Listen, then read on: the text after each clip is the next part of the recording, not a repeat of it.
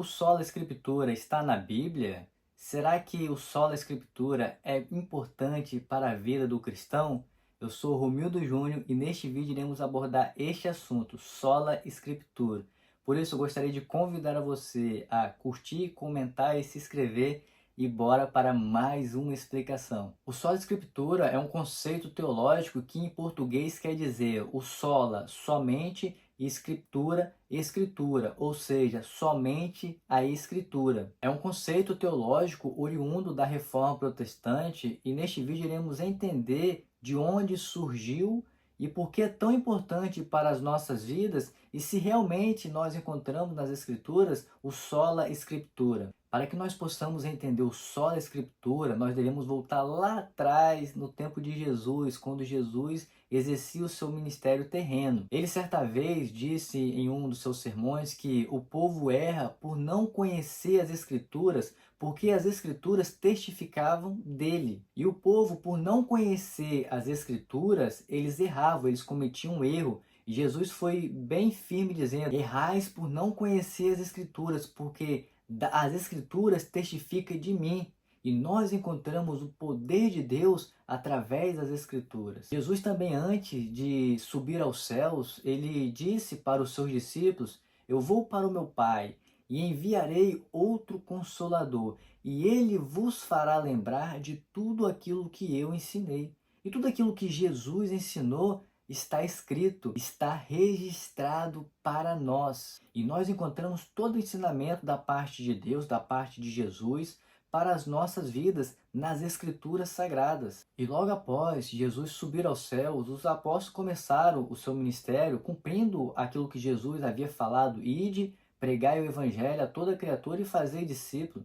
E eles, ao cumprir com a ordem de Jesus, eles foram plantando igrejas e escrevendo para essas igrejas. E os apóstolos tinham a certeza e a convicção de tudo aquilo que eles escreviam era inspirado pelo Espírito Santo, ou seja, eles já sabiam que estavam escrevendo o cânon. E por ter essa convicção, nós vamos encontrar o apóstolo Paulo dizendo que toda a escritura é apto para ensinar. Também vamos encontrar o apóstolo Paulo dizendo aos Gálatas o seguinte: se outra pessoa ou um de nós pregar um outro evangelho, mesmo que seja um anjo do céu, que seja anátema a pessoa e a mensagem. Nós vamos encontrar em Gálatas, no capítulo 1, Paulo ele advertindo a igreja, e ele, ao advertir as igrejas da Galácia, ele deixa bem claro que se outra pessoa pregasse um evangelho diferente daquele que Jesus ensinou, daquele que os apóstolos ensinaram,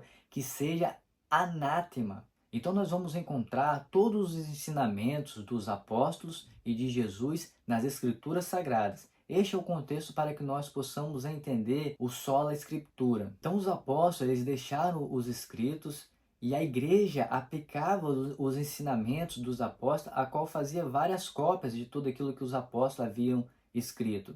Então durante os 3 primeiros séculos, a igreja aplicava o Velho Testamento, a Antiga Aliança, e as cartas apostólicas que os apóstolos haviam escrito. E estas cartas apostólicas foram fundamental durante todos os 3 primeiros séculos para combater todo tipo de heresia que se levantou contra a igreja. Então nós vamos ver os pais da igreja defendendo as escrituras e usando as escrituras para combater todo tipo de heresia. E quando a igreja ela foi se organizando, quando nós vemos ali que o império parou as perseguições, na época ali de Constantino, nós vamos ver ali o Concílio de Nicéia, aonde os pais da igreja se reuniram, alguns os que estavam vivos. Então ali no Concílio de Nicéia, eles não criaram um cano, eles simplesmente separaram aquilo que era dos apóstolos e separaram em um livro. Ou seja, os pais da igreja sempre disseram: nós recebemos o cano, nós recebemos a palavra de Deus, nós não criamos a palavra de Deus. Ou seja, a igreja não criou a Bíblia,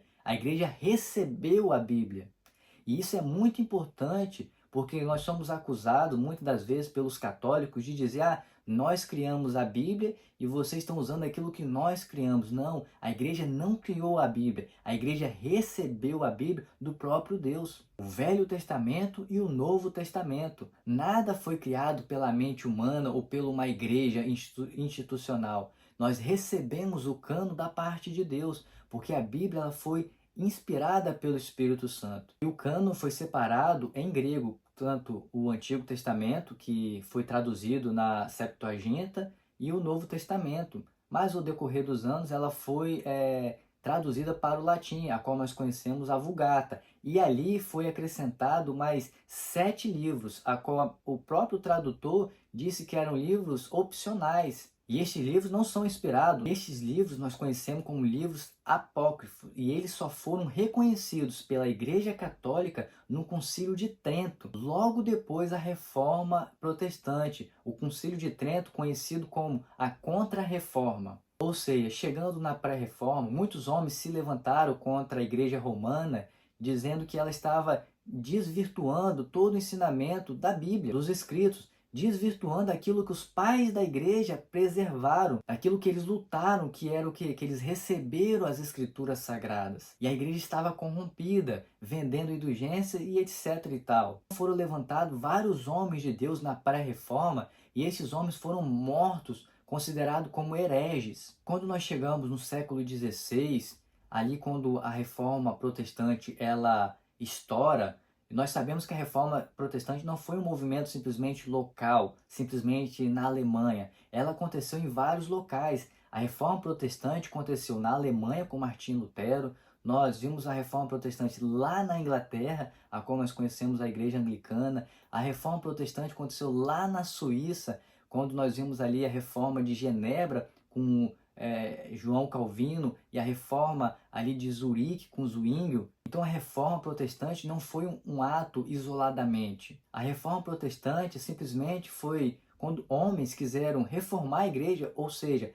fazer ela voltar à forma. Estes homens, ao olhar para as escrituras e comparar pela a igreja romana, uma igreja que estava cometendo várias heresias, eles simplesmente olharam para as escrituras e falaram, não, mas isso não está nas escrituras. Eles olhavam para os pais da igreja e falavam, não, mas os pais da igreja não pregaram isso daqui é heresia. E nós, os protestantes, por nós queremos voltarmos de volta para as escrituras, para os ensinamentos de Jesus, para os ensinamentos dos apóstolos, a igreja romana nos considerou herege. Então todo protestante para a igreja católica é um herege. Então a reforma protestante é uma volta para as escrituras. Então o conceito teológico sola scriptura, em latim, que em português é somente as escrituras, é que todo o ensinamento que nós precisamos para as nossas vidas, nós encontramos nas escrituras. E muitos católicos romanos vão dizer, não, que nós temos a tradição,